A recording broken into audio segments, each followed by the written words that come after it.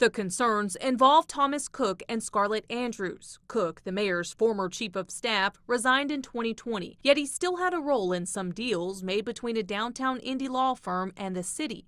Andrews oversaw the Department of Metropolitan Development until 2023. You have former top aide to the mayor who had a prohibited relationship with a subordinate who then goes on to oversee the department that's in charge of awarding those incentives. In a joint investigation, We spent the past several months working on this story. We filed more than a dozen public records requests.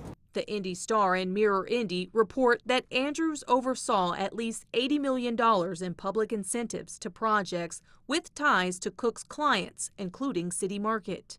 Anytime there is a conflict of interest involving city incentives and taxpayer dollars, the public has a right to know whether those incentives are being used in the public's interest. Councilor Michael Paul Hart sits on the Metropolitan Development Committee. He says some people involved in approving those deals knew nothing about the relationship between Cook and Andrews. Neither did Cook's previous employer.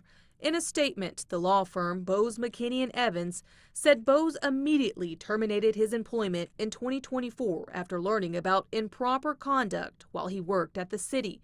When we hired him, we had no knowledge of any personal relationship he had beyond his wife. The best we can do is start looking forward and having other questions to ask after learned experiences.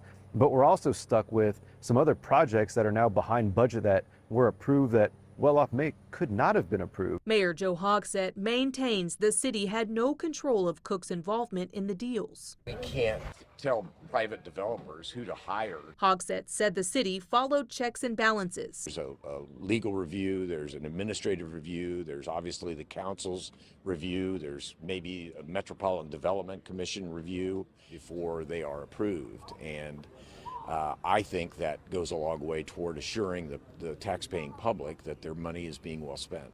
Tony Cook and Peter Blanchard say it's up to city officials to find a solution. Whether there needs to be more disclosure, whether the ethics laws need to be stronger. Rachel Wilkerson, WRTV.